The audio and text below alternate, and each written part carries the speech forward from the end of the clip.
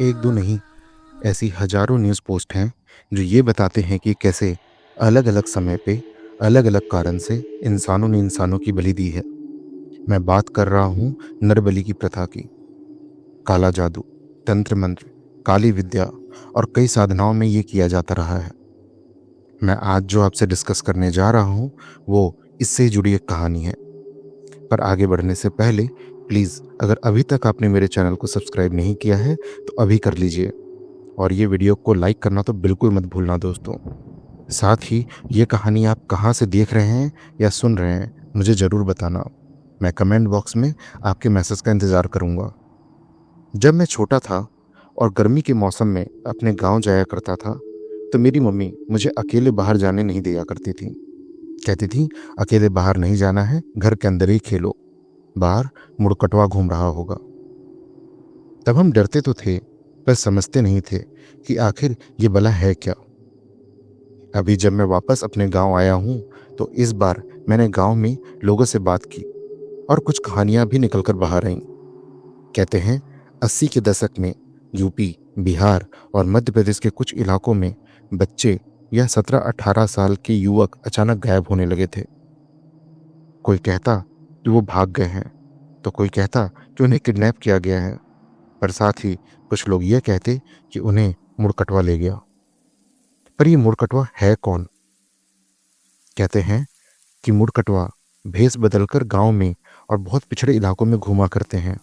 ये बहरूपीय होते हैं जहां लोगों के पास किसी भी तरीके की कोई खास फैसिलिटीज़ ना हो, ये उन इलाकों में ज़्यादा घूमते हैं। जब कोई बच्चा या जवान लड़का या लड़की घर से बाहर किसी काम से जाते हैं, चाहे दिन हो या रात हो, तो उन्हें सुनसान एरिया में पाकर ये उन्हें उठा ले जाते हैं। अब ये खुद उस इंसान को काला जादू और तंत्र मंत्र के लिए बलि प्रथा में यूज़ कर लेते हैं या फिर उन लोगों को बेच देते हैं जो ऐसी ही काली साधना करना चाहते हैं। कई किस्सों में ये भी कहा गया है कि जब भी किसी नदी पे पुल का कंस्ट्रक्शन का काम चल रहा हो, मतलब कि ब्रिज बनाया जा रहा हो, तो उस ब्रिज के काम शुरू होने से पहले ही वहाँ इंसान की बलि दी जाती है ताकि ब्रिज का काम सक्सेसफुली कंप्लीट हो जाए। मैं इस बात की पुष्टि नहीं करता और ना ही इस बात का समर्थन करता हूँ, पर ऐसे किस्से कई जगह पे बहुत मशहूर हैं। ये बात भी गांव में बहुत मशहूर हो चुकी है कि हर पुल एक बलि मांगता है। अगर ना दिया जाए तो उस ब्रिज या पुल का काम कंप्लीट होना बहुत मुश्किल है, या फिर उस पुल पे ऐसे कई हादसे होते रहेंगे जहां लोगों की जान जाती रहेगी। अभी आते हैं मुड़कटवा पे। सालों तक इनका दहशत ऐसा रहा कि लोग घर के बाहर बच्चों के साथ सोना तक छोड़ दिए थे। आप मुझे कमेंट करके बताइएगा कि अगर आपने भी अपने बचपन में इससे जुड़ी कोई कहानी सुनी है या इसका अगर नाम सुना है तो। अब आते हैं आज की कहानी पे। मुकेश शाम के 5 बजे की बस से अपने गांव महुवरिया के लिए निकल पड़ा था। बस बनारस से समय पर निकली और अपने टाइम से उसे गांव के पास वाली सड़क पर 10 बजे तक पहुंच जाना था।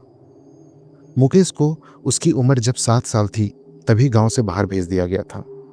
शुरुआत में वो जौनपुर अपने मामा जी के यहाँ घर पे रह के पढ़ाई करता था और फिर उसे बनारस के एक हॉस्टल में डाल दिया गया ताकि वो घर से बाहर ही रहे और अपनी पढ़ाई पूरी कर सके।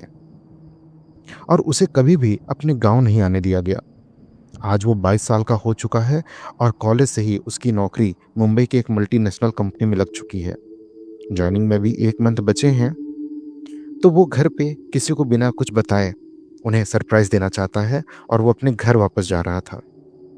उसे पता था कि अगर वो घर वालों को फ़ोन करके ये बताया कि वो आ रहा है तो उसे गांव नहीं आने देंगे। रात के 10 बजे के आसपास उसकी बस गांव के पास वाली मेन सड़क पर रुकी। वैसे तो दिन में यहाँ से गांव तक जाने के लिए कुछ न कुछ साधन मिल जाता था, पर रात के 10 बजे गांव पूरी तरह से सुनसान था। उसने मोबाइल में मैप से सारा रास्ता पहले ही देख लिया था, तो वो पैदल ही निकल गया। घर तक पहुंचने के लिए उसे 4 किलोमीटर की वॉक करनी थी। शुरुआत के 2 किलोमीटर में उसे इक्के दुक्के लोग आते जाते दिखे, पर जब वो गांव के एरिया में आया तब वहां बिल्कुल से सन्नाटा था। ऐसा मानो जैसे वो कोई गांव नहीं कब्रिस्तान हो। गांव में बिजली तो थी पर वो सिर्फ लोगों के घरों में ही थी। कच्ची सड़कें पूरी तरह से अंधेरे में डूबी हुई थी। गांव का ऐसा मंजर देख मुकेश को थोड़ा डर भी लग रहा था। पर उसे घर वालों से मिलने का एक्साइटमेंट इतना था कि ये डर भी अभी कुछ नहीं था। मुकेश मोबाइल की टॉर्च में आगे बढ़ा जा रहा था कि उसे अचानक से रोने और दर्द से कराहने की आवाज आने लगी। वो रुक गया और इधर उधर देखने लगा। मोबाइल के टॉर्च में उसने देखा कि पास ही खेतों में एक कुआं था, जहां उसे ऐसा लगा जैसे कोई तो बैठा हुआ है और वो रो रहा है। पर अंधेरा ज्यादा था तो उसे कुछ दिख नहीं रहा था। मुकेश को लगा कि हो सकता है गांव का कोई लड़का हो, शायद जिसे उसके घर वालों ने पिटाई की हो, तो वो गुस्से में आकर यहाँ बैठ गया हो। और वो उसे इग्नोर कर कर आगे बढ़ा। पर फिर से पीछे से आवाज आई, रुक जाओ, आगे मत जाओ। और फिर से वही रोने की आवाज आने लगी। मुकेश को अजीब लगा। वो रुक गया और वहीं से पूछा, क्यों, क्या हुआ? आगे रास्ता नहीं है क्या, या बंद है? पर कोई आवाज नहीं आई। मुकेश मुड़कर वापस कुएं के पास जाने लगा। उसे लगातार वहां से रोने की आवाज आ रही थी। वो थोड़ी ही दूर पे रुक गया और बोला, कौन है, क्या हुआ है तुम्हें? उसे फिर से आवाज आई, तुमको उस रास्ते पे नहीं जाना चाहिए और भाग जाओ यहां से, जितनी जल्दी हो भाग जाओ। मुकेश बोला, अरे पर क्यों, और तुम हो कौन, हो कहाँ, मुझे तो दिख भी नहीं रहे, कुएं के पीछे छिपे हो क्या? मुकेश को कोई जवाब नहीं मिला। तो वो एक बार फिर से मुड़ा। तभी उसे फिर एक आवाज आई, वो यहीं आ रहा होगा, तुम जाओ, नहीं तो तुम्हारा हाल भी मेरे जैसा होगा। मुकेश से अब रहा नहीं गया। वो मोबाइल के टॉर्च को लेके कुएं की दूसरी तरफ गया, जहां से उसे आवाज आ रही थी। वहां जाते ही उसे ऐसी बदबू आई जैसे कोई जानवर मरा पड़ा हुआ हो। उसने टॉर्च की रोशनी में देखा तो वहां एक लड़का बैठा था, और उसे देखकर मुकेश के हाथ पैर जम गए। उसका खून सूख गया, क्योंकि उस लड़के का धड़ तो था पर उसका सर वो नहीं था। वो एक लाश थी जिसका सर नहीं था, और उसके गर्दन पे कई सारी मक्खियां भिन भिना रही थीं, जैसे वो लाश वहां पे सड़ रही हो। मुकेश अब ऐसा हो गया था जैसे वो जम गया हो। उसके हाथ पैर डर से हिल नहीं पा रहे थे। तभी उसके कान में एक आवाज फिर से गूंजी, जाओ यहां से, जाओ। और मुकेश होश में आया। उसने वापस वहां नीचे देखा तो अब वहां कुछ भी नहीं था। मुकेश ने वहां से भागना शुरू किया, पर वो उसी कच्ची सड़क पे भागने लगा जिस पे जाने से उस आत्मा ने उसे मना किया था। थोड़ी ही दूर और भागने पे मुकेश फिर से एक बार रुक गया। उसने देखा सड़क पर उसके सामने वही लड़का खड़ा था, वही बिना सर वाला लड़का। शायद वो लड़का मुकेश को आगे जाने से रोकना चाहता था। मुकेश उसे देख के वहीं पे थम गया। मुकेश की सांसें अब चढ़ने लगी थी और उसे ऐसा लग रहा था अब वो बेहोश हो जाएगा, कि तभी फिर से उसके कान में एक आवाज़ गूंजी, वो तुम्हारा इस रास्ते पे इंतज़ार कर रहा है, जाओ यहाँ से, वापस चले जाओ। मुकेश के लिए अब ये सब कुछ बहुत हो चुका था। वो वहाँ से मुड़ा और वापस गांव से बाहर की तरफ जाने वाले रास्ते पर भागने लगा। अब वो उस जगह से काफ़ी दूर आ चुका था। कहें तो वो गांव का जो बॉर्डर होता है, उस मोहरिया गांव का जो भी एरिया था वो उससे बाहर था। सड़क पे एक दुकान थी जो बंद थी, और मुकेश वहीं पर बैठ गया। पर उसे हर वक्त ऐसा महसूस हो रहा था जैसे कोई उसके आसपास ही है। मुकेश ने अपने सरप्राइज को ख़त्म करने का सोचा और घर पे फ़ोन करने लगा, पर उसके पापा फ़ोन नहीं उठा रहे थे। उसने अपनी मम्मी को भी फ़ोन किया और वो भी फ़ोन नहीं उठा रही थी। लास्ट में उसने अपने चाचा जी को फ़ोन किया और उन्होंने फ़ोन उठा लिया। उसने बताया, चाचा जी, मैं गांव की बाहर वाली दुकान पे बैठा हूँ, पर गांव में आ नहीं पा रहा हूँ, क्या करूँ, आप प्लीज़ आ जाइए। उसके चाचा ने बोला, मैं कुछ करता हूँ, तो तुम वहीं बैठना और गांव के अंदर मत आना, चाहे जो भी हो जाए। मुकेश वहीं बैठा रहा, और अब टाइम रात के 1:30 बज रहे थे। उसे बार बार ऐसा लग रहा था जैसे उसका सर घूम रहा है, जैसे वो अपने बस में ना हो, और उसके मन में बार बार ऐसे ख्याल आ रहे थे कि वो उठकर गांव के अंदर चला जाए। शायद कोई शक्ति थी जो उसे खींच रही थी, पर साथ ही साथ कोई और भी शक्ति थी जो उसे अंदर नहीं जाने देना चाहती थी। उसे बार बार ऐसा लग रहा था जैसे कोई उसे गांव के अंदर से बुला रहा हो। वो उठकर जाने का मन बना ही लिया था कि तभी एक लूना वहां आकर रुकी। उसके चाचा सुजीत सिंह थे। उनको देखते ही मुकेश होश में आया और वो उनसे लिपट गया। उसके चाचा ने कुछ पूछने से पहले ही उसे डांटना शुरू कर दिया कि वो यहाँ क्यों आया है, वो भी बिना बताए हुए। उसके चाचा ने उसे यहीं से वापस जाने को बोला। कहा वो अभी उसको बस स्टैंड छोड़ने जाएंगे, चलो यहाँ से। पर मुकेश ने मना कर दिया। वो बोला उसे घर जाना है। पिछले 15 सालों से वो घर नहीं गया है और अब उसे जाना ही है। आखिर क्या है जो उसे लोग घर नहीं जाने देते। वो जिद पर आ गया और साथ ही उसका बिहेवियर भी थोड़ा एग्रेसिव होने लगा।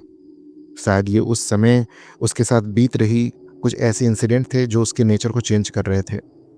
उसके चाचा को ये बात समझ में आ रही थी, तो उन्होंने भी उसकी बात मान ली और उनको वहाँ पर ज़्यादा देर रुकना भी सही नहीं लगा। तो उन्होंने उसे अपने लूना पे बैठाया और गांव के लिए निकल गए। पर उन्होंने दूसरे रास्ते पर अपनी गाड़ी को घुमाई और घर की ओर जाने लगे। जब वो घर पहुंचने ही वाले थे कि मुकेश ने अपने चाचा से पूछा, चाचा जी, यहाँ क्या हुआ था और वो कौन था जो मुझे कुएं के पास मिला था? मुझे लगता है शायद मैंने एक भूत को देखा है। इतना सुन के उसके चाचा ने लूना रोक दी। उसकी तरफ मुड़कर देखा। उनके चेहरे के भाव गुस्से, टेंशन और चिंता से भरे हुए थे। वो उसे लेकर तुरंत घर आए और अंदर चले गए। अंदर जाते ही तुरंत ही घर का गेट बंद कर दिया गया। तब तक मुकेश के मम्मी पापा उठ चुके थे और मुकेश को घर पे देखकर किसी के भी चेहरे पे खुशी का कोई भाव नहीं था। आखिर क्यों क्यों कोई नहीं चाहता था कि मुकेश घर आए? मुकेश के पापा बहुत गुस्से में थे, पर अपने बेटे को घर पर देखकर आखिर उनका गुस्सा शांत हुआ। मुकेश ने अपनी नई जॉब के बारे में उन्हें बताया बताया कि वो उन सबको सरप्राइज देना चाहता था। पर और फिर उसने वो सब कुछ बताया जो आज रात उसके साथ हुआ था। ये सब सुनते ही उसके मम्मी पापा की आंखों में आंसू और चेहरे पे डर आ गए। तभी उसके चाचा जी ने कहा, पर वर कुछ नहीं भैया, ये यहाँ नहीं रह सकता है। इसको सुबह होते ही बस स्टैंड पे छोड़ने जाना होगा। मुकेश, तुमको यहाँ से जाना होगा और तुम इस गांव में नहीं रह सकते हो। मुकेश ने चिढ़कर कहा, क्या है ये सब कि मैं अपने घर पर ही नहीं रह सकता? और वो भला क्या है? मैं कहीं नहीं जाऊंगा। मुझे जब तक सब कुछ नहीं पता चल जाता मैं इसी घर में रहूंगा। और यहाँ घर पे थोड़ी ना कोई दिक्कत है, अब तो मैं घर के अंदर हूँ ना, तो मैं तो सेफ हूँ। उसके पापा ने बताया, बेटा कुछ मजबूरी है, तभी तो हम तुम्हें यहाँ से जाने के लिए कह रहे हैं। तुम ही इस घर के आखिरी चिराग हो और तुमसे प्यारा तो हमें कुछ भी नहीं है। पर मुकेश बोला, मैं जानता हूँ पापा, पर मुझे सच जानना है। इस वक्त तक रात के 3 बज चुके थे और तभी घर के बाहर से ऐसी आवाज आई जैसे कोई दरवाजे पे खड़ा है और अंदर की बातें सुन रहा हो। सब शांत हो गए, पर फिर किसी की हंसते हुए वहां से दूर जाने की आवाज आई। ये सब सिर्फ 5 से 10 मिनट में हो गया। मुकेश की मम्मी तब तक घबराहट में बुदबुदाना शुरू कर दी। उसको पता चल गया। वो आया था, ये वही था ना, ये वही था। उसके पापा ने भी हामी भरी। हाँ, उसको पता चल चुका है कि मुकेश घर आया है। मुकेश, अब तुम यहाँ नहीं रह सकते बेटा, चलो सो जाओ, सुबह 9 बजे वाली बस से तुम्हें वापस जाना होगा। पर मुकेश रेडी नहीं हुआ। वो माँ के साथ एक कमरे में गया और वहां सो गया। उसे सोते हुए 30 मिनट ही बीते थे कि वो एक चीख के साथ उठ के बैठ गया। सब भागकर उसके पास आए तो उसने बताया कि उसने एक बहुत भयानक सपना देखा है। उसने देखा कि वो उसी कुएं के पास खड़ा है और उसके सामने एक आदमी खड़ा है जिसका सर नहीं है और वो हंस रहा है, जिसके कंधे पे एक झोला टंगा हुआ है जिसमें कई सारे कटे हुए सर रखे हैं और वो मुकेश का सर एक धारदार चाकू से काट के उसी झोले में रख लिया है। ये सब सुनकर उसकी माँ रोने लगी।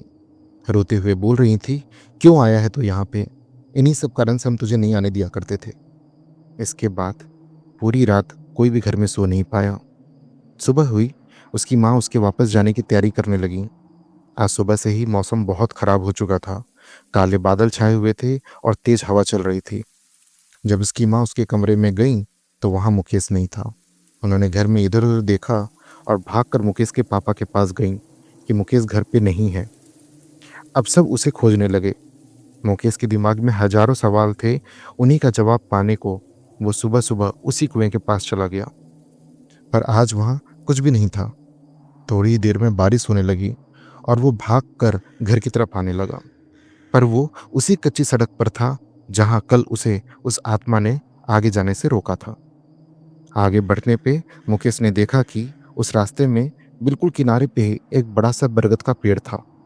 उस पेड़ के नीचे बारिश की बूंद भी बहुत कम आ रही थी। तो मुकेश भी वहीं पर जाकर रुक गया। बारिश बहुत तेज हो रही थी और मौसम इतना खराब था कि जैसे अंधेरा होने वाला हो। तभी उसे एक आवाज आई, आज की रात, बस आज की रात। मुकेश ने सर उठाकर ऊपर देखा तो वहां एक मोटी सी डाल पर एक साधु का भेष में एक आदमी बैठा हुआ था, जिसका सर मुकेश को तो नहीं दिख रहा था और वो जोर जोर से हंस रहा था। मुकेश को ये आदमी उसकी पिछली रात वाले सपने में दिखे आदमी जैसा ही दिख रहा था। उसे देख मुकेश फिर से उसी तरह सुन्न हो गया, उसके हाथ पैर जम गए। तभी एक बार फिर उसके कान में वही आवाज गूंजी, जाओ यहां से, भागो, भाग जाओ। और मुकेश होश में आया और भागना शुरू कर दिया। जब तक वो भाग कर घर आया, घर पे सब परेशान हो चुके थे और उसे खोज रहे थे। घर आते ही वो एक कमरे में जाके खुद को बंद कर लिया। जैसे तैसे घर वालों ने दरवाजा खुलवाया तो देखा मुकेश को बहुत तेज बुखार है। उसका शरीर आग सा तप रहा था और उसकी आंखें लाल हो चुकी थी। वो कांप रहा था और मुश्किल से ही बोल पा रहा था।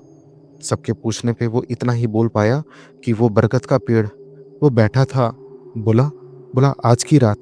और तब तक मुकेश बेहोश हो गया। उसे इस हाल में बस स्टैंड ले जाना तो मुश्किल था। अब कैसे भी जब तक मुकेश नॉर्मल ना हो जाए उसे घर पे ही रखना पड़ेगा। तब तक मुकेश के चाचा जी ने एक डॉक्टर, एक पंडित, दोनों को लेकर आया। डॉक्टर ने उसे बुखार का इंजेक्शन दिया और बोला कि थोड़ी देर में इसे होश आ जाएगा, ये बहुत ज़्यादा डर गया है और साथ ही भीग भी गया है, इसे थोड़ा आराम करने दीजिए। और पंडित जी, जो कि इस गांव की सारी कहानी जानते थे, उन्होंने बोला कि चाहे जो भी हो जाए, सूरज डूबने से पहले आपको मुकेश को इस गांव से बाहर भेजना होगा। आपको जहाँ की भी बस मिले, जिस भी गांव, जिस भी शहर के लिए साधन मिले, बस इसको इस गांव से बाहर भेज दीजिए, क्योंकि इसका गांव में रहना बहुत खतरनाक है। और अगर सूरज डूबने तक सूरज इस गांव से बाहर नहीं जा पाता है तो इस बात का ख्याल रखें कि किसी भी हाल में वो इस घर से बाहर ना जाए। आपका घर तो बंधा हुआ है तो वो यहाँ नहीं आ सकता, पर जब बदले की भावना इतनी हो कि जिसका इंतजार वो 15 साल से कर रहा है, तो कोई भरोसा नहीं है कि शायद वो इस घर के बंधे हुए मंत्रों को तोड़कर भी अंदर आ जाए। तब तक मुकेश को होश आ चुका था। उसका बुखार भी थोड़ा कम हो गया था, पर वीकनेस बहुत थी। उसने रोती हुई आवाज में कहा, मुझे पता है मैं यहाँ आके बहुत बड़ी गलती कर चुका हूँ और आज की रात मेरी आखिरी रात भी हो सकती है, इसलिए प्लीज़ मुझे सब कुछ बताइए, ये मेरा हक है जानने का। ये सब सुनकर मुकेश के पापा की आंखें भर आईं। वो बोले, मैं तुम्हें सब कुछ बताऊंगा बेटा, पर बारिश के बंद होते ही कैसे भी करके हम तुम्हें यहाँ से ले जाएंगे। भले ही शहर के हॉस्पिटल में एडमिट कर दें और तुम वहीं से फिर मुंबई चले जाना। मुकेश भी इस बात के लिए रेडी हो गया। उसके पापा ने बताया, ये बात तब की है जब तुम 7 साल के थे। गर्मी का मौसम था, दोपहर में लू इतनी ज़्यादा चलती थी कि सब घर के अंदर ही रहते थे। तुम्हारा बड़ा भाई नरेश, तब वो 12 साल का था। नरेश और तुम यहीं घर में खेल रहे थे। मैं और तुम्हारी माँ अंदर जाकर सो गए। हमें लगा तुम दोनों भाई घर के अंदर ही तो खेल रहे हो। जब हमारी नींद खुली तो तुम्हारा भैया घर पे नहीं था। हमने उसे बहुत खोजा पर वो नहीं मिला। शाम हो गई, तब तक खबर आई कि गांव के बाहर वाले एरिया में कुएं के पास एक लड़के की लाश मिली है। जब पास जाके देखा तो वो नरेश था, पर उसका सर नहीं था। उसका सर काट के कोई ले गया था। ये बोलते हुए उसके पापा रोने लगे। आगे उसके चाचा ने बताया कि हम सब ने उसका सर बहुत खोजा पर वो नहीं मिला। तभी किसी ने बताया कि ये मुड़ कटवा ने किया होगा। उस समय इस पूरे एरिया में मुड़ कटवा की खबरें बहुत फैली हुई थी। वो आदमी किसी का भी भेष बदल कर आते हैं और बच्चों या कम उम्र के जवान लड़कों का गला काट कर ले जाते हैं। हम सब भागकर पास की ही नदी पर बन रहे एक पुल के पास गए और इंक्वायरी की, पर वहाँ के इंजीनियर ने हमें कुछ भी नहीं बताया। उसने हमें साइट के पास तक भी आने से मना कर दिया। सबने ये मान लिया कि नरेश का सर इस पुल की नींव में डाल दिया गया है। हम सब रोते धोते घर आ गए। उसकी क्रियाक्रम किया कि 10 दिन बाद ही किसी ने बताया कि गांव को आने वाले रास्ते के पास में जो बरगद का पेड़ है, उसके नीचे एक अजीब से बहरूपिया को देखा गया है। वो वहीं पे बैठा हुआ है। हो सकता है वो ही मुड़ कटवा हो। जब हम गए तो देखा वहाँ एक आदमी बैठा था जिसने साधु का भेष लिया हुआ था। गले में बड़े बड़े रुद्राक्ष के माले थे और बड़ी बड़ी जटाएं भी थीं।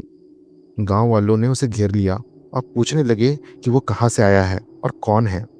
जब तक मैं, तुम्हारे पापा और पड़ोस के ठाकुर जी वहाँ पहुँचे तो हमने बिना कुछ पूछे ही उसे मारना शुरू कर दिया। हमने उसे बहुत मारा, शायद ये हमारा गुस्सा था। जब वो अधमरा हो गया तब तुम्हारे पिताजी ने उससे पूछा, बता मेरे बेटे नरेश का सर कहाँ है, क्यों मारा उसको? और वो एक ही बात बोलता रहा, मुझे कुछ नहीं पता, मैं तो एक अघोरी साधु हूँ जो यहाँ से जा रहा था और आज रात के लिए यहाँ रुका था, मुझे जाने दो। पर तुम्हारे पिताजी नहीं माने, वो उसे मारते रहे। अंत में जब वो थक गए और वो अघोरी भी मरने ही वाला था, तब उसने कहा, हाँ मैंने ही तेरे बेटे को मारा है, उसकी मुंडी काट कर दान किया है मैंने, और ऐसा करवाने के लिए तेरे जैसे ही लोग मेरे पास आते हैं। बोल क्या कर लेगा मेरा? इतना सुन के भैया आपे से बाहर हो गए और एक चाकू लेके उसके तरफ भागे। गांव वाले रोकना चाहे पर तब तक ये उसके पास पहुंच गए थे। तभी उस अघोरी ने कहा, सुन, आज तू मुझे मार रहा है, पर मैं तुम तीनों को, मतलब भैया, मुझे और वो ठाकुर जी को, तुम तीनों को एक श्राप देता हूँ। जब तक तुम सबके सामने तुम्हारा वंश खत्म नहीं कर देता तब तक मैं कहीं नहीं जाऊंगा, इसी गांव में प्रेत बनकर भटकता रहूंगा। तेरे घर के हर एक बच्चे का सर खा जाऊंगा मैं, पर तुझे नहीं मारूंगा। तो ये सब देख देख कर तड़पेगा। इतना बोलना था कि भैया ने उसका गला काट दिया, उसका सर उसके धड़ से अलग कर दिया। शायद उस दिन भैया पे कोई शक्ति सवार हो गई थी, जो कि इतना बड़ा कदम उठा लिया गया। ये बात गांव में ही दबा दी गई, ना पुलिस ना कचहरी। गांव में उसी पेड़ के नीचे उसको जला दिया गया, उसका कोई क्रियाक्रम नहीं किया गया। एक हफ्ते के बाद ही गांव में अजीब सी घटना होने लगी। गांव में उस कुएं के पास एक बच्चे के रोने की आवाज़ आने लगी और उसे कई लोगों ने रात में कुएं के पास भटकता हुआ देखा था। और वहीं दूसरी तरफ गांव में उस मुड़कटवा का प्रेत घूमने लगा। कई लोगों ने उसको देखा था। वो रातों में गांव की गलियों में एक जिंदा लाश की तरह बिना सर के घूमता रहता। वो शायद किसी को खोज रहा था। पूरा गांव सूरज डूबते ही घर में घुस जाता और बाहर नहीं आता। पूरे गांव में बहुत ज़्यादा दहशत थी और लोग बहुत ज़्यादा डरे हुए थे। 20 दिन ही बीते थे कि ठाकुर जी का बेटा एक दिन शाम को घर से गायब हो गया। बहुत खोजा गया, पर फिर वैसे ही गांव के बाहर खेतों में उसकी लाश मिली, जिसका सर गायब था। उसने ठाकुर जी का वंश खत्म कर दिया था। उसी के दूसरे दिन तुम्हारे पिताजी ने तुम्हें तुम्हारे मामा के यहाँ भेज दिया। वो किसी भी तरीके का रिस्क नहीं लेना चाहते थे और यहाँ गांव में कई सारी पूजा पाठ कराई गई, पर वो शांत नहीं हुआ। वो उसी तरह से गांव में घूमता रहता था। इसी बीच तुम्हारी चाची ने जुड़वा बच्चों को जन्म दिया था, पर उस राक्षस ने उन्हें भी नहीं बख्शा। उन दोनों छोटे बच्चों को भी उसी तरीके से उसने घर में ही मार दिया। उस गम में तुम्हारी चाची ने भी दम तोड़ दिया था। सब कुछ खत्म होने की कगार पर आ चुका था। अंत में हमने एक अघोरी बाबा को बुलाया और उन्हें सारी बात बताई। बाबा ने बोला, कभी भी कोई सच्चा साधु या अघोरी ऐसा काम नहीं करता। ये बहरूपिये हैं जो भेष बदल कर ऐसा काम करते हैं। हम तो जनहित में समर्पित होते हैं। तब उन्होंने हमारी मदद करी और उस मुड़कटवा के प्रेत को उसी पेड़ से बांध दिया और बोले, जिस दिन तुम्हारा बेटा इस गांव में आएगा तब इसे रोकना आसान नहीं होगा। ये आत्मा, ये प्रेत बदले की भावना से भरी हुई है और ऐसी आत्माओं को शांत करना बहुत मुश्किल होता है। अब ये कम से कम गांव में नहीं भटकेगा। साथ ही उन्होंने हम सबके घरों को भी बांध दिया ताकि वो घर के भीतर ना आ सके। एक वो दिन था और एक आज का दिन। हम तुम्हें यहाँ नहीं आने देते थे। तभी मुकेश ने कहा, और वो कुएं वाला बच्चा, क्या वो नरेश भैया थे? चाचा जी ने कहा, हाँ, वो बेचारा नरेश है। आज भी वो वहाँ भटकता है। कई बार तुम्हारी माँ वहाँ जाकर बैठ जाती है। अघोरी बाबा ने उसे नहीं बांधा, कहा समय आने पे इसकी मुक्ति हो जाएगी। ये आत्मा किसी को नुकसान नहीं पहुँचाती है, इसलिए इसे बांधना ठीक नहीं होगा। मुकेश की आंखें भर आईं और वो रोने लगा कि कैसे उसके भाई ने मर के भी उसकी मदद करी है। अब मुकेश के पापा ने कहा, थोड़ी देर में फिर शाम हो जाएगी, चलो हम तुम्हें गांव के बाहर छोड़ाते हैं। दिन में वो बाहर नहीं आता है, पर जैसे ही वो घर से निकलने को हुए मानो बादल फट पड़े हों। इतनी ज़्यादा बारिश कि उन्हें घर में ही रुकना पड़ा। पंडित जी अभी भी वहीं थे। साथ ही मुकेश जैसे ही जाने को तैयार हुआ, उसका बुखार फिर से बढ़ने लगा। पंडित जी ने बताया, ये सब उस प्रेत का किया धरा है। वो मुकेश को यहाँ से नहीं जाने देना चाहता। पंडित जी ने कहा, अगर आप यहाँ से आज नहीं जा पाए तो कल कैसे भी चले जाइएगा। और आज की रात घर के दरवाजे पे एक काले बकरे को बांध दीजिए। पंडित जी ने बकरा बांधने को इसलिए कहा था कि अगर वो प्रेत अंदर नहीं आ पाया तो कम से कम वो बकरे को ले जाएगा और आज के लिए उसका गुस्सा शायद थोड़ा शांत हो जाए। और बोला कि घर में रहकर जो मंत्र मैं आपको दे रहा हूँ उसका जाप लगातार करते रहिएगा। किसी भी हाल में मुकेश घर से बाहर ना जाए। जब भी मुकेश को उसके चाचा और उसके पापा घर से बाहर ले जाने की कोशिश करते, मतलब शाम होने से पहले, मुकेश को इतना बुखार आ जाता कि लगता कि उसकी जान निकल जाएगी। साथ ही बारिश बंद होने का नाम न ले। देखते देखते शाम हो गई और अब वही किया गया जो पंडित जी ने बोला था। सब घर के अंदर एक कमरे में बंद हो गए और दरवाजे पे एक बकरे को बांध दिया। सब लोग मंत्रों का जाप कर रहे थे कि रात के 10 बजे के आसपास दरवाजे पे एक खटखटाहट हुई। सब शांत हो गए। वो खटखटाहट धीरे धीरे ऐसे बढ़ने लगी जैसे कोई उस दरवाजे को तोड़ ही देगा। थोड़ी देर के बाद वो दरवाजा टूट ही गया और दरवाजे के टूट के गिरने की आवाज आई। सब शांत हो गए। सबकी सांसें थम गईं। पर वो जो कोई भी था वो मानो अभी भी घर के बाहर ही खड़ा था, क्योंकि घर वालों के हिसाब से घर को मंत्रों से बांध दिया गया था। एक बार फिर से सन्नाटा छा गया। थोड़ा और समय बीता। अभी भी सब एक ही कमरे में बंद बैठे थे कि उन्हें बाहर से एक बच्चे की आवाज़ आने लगी। मम्मी, मम्मी, मैं हूँ नरेश। तुम सब कहाँ हो? मुझे अंदर ले चलो मम्मी। मरे हुए बच्चे की आवाज़ सुनकर सब लोग घर के हॉल में आ गए और मुकेश को उसी कमरे में बंद कर दिया गया। सबने देखा कि घर का मेन दरवाज़ा टूटा पड़ा था और अब वहाँ पे कोई बकरा भी नहीं बंधा था, पर एक बच्चा जिसका सर नहीं है वो घर के बाहर खड़ा था।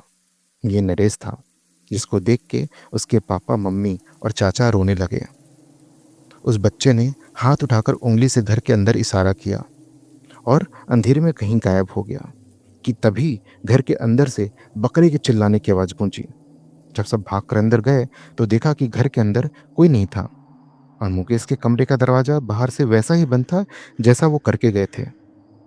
जब उसके चाचा ने कमरे का दरवाज़ा खोला तो उनके होश उड़ गए और वो चिल्ला उठे। मुकेश के मम्मी पापा भी भाग कर आए तो देखा मुकेश का शरीर तो बेड पर पड़ा था और उसका सर की जगह पे बकरे का सर रखा था। वो प्रेत मुकेश का सर लेके जा चुका था। इतना देख के उसके मम्मी पापा बेहोश हो गए। अब वहाँ कुछ भी नहीं बचा था। 3 दिन तक मुकेश के मम्मी पापा बेहोशी थे, उन्हें होश नहीं आया और 1 हफ्ते बाद वो दोनों की भी मौत हो गई। उस दिन से उस मुड़कटवा का प्रेत भी उस पेड़ को छोड़ के जा चुका था। शायद उसका बदला पूरा हो चुका था। गांव में अब शांति थी, पर एक अजीब सी शांति। गम ने ऐसे पैर पसारे हुए थे कि कई साल तक कोई भी खुशियां नहीं मनाई गई। अब मुकेश के चाचा अकेले ही पूरा घर संभालते हैं। दोस्तों, ये कहानी कैसी लगी मुझे ज़रूर बताना। वीडियो को लाइक और चैनल को सब्सक्राइब करना तो बिल्कुल मत भूलना। और अगर ऐसी कहानी आगे भी सुनते रहना चाहते हैं तो प्लीज़ मुझे कमेंट में अपने सजेशंस, अपने राय ज़रूर शेयर कीजिए। फिर मिलूंगा एक नए वीडियो के साथ। तब तक के लिए जय हिंद। आप अपना ख्याल रखना।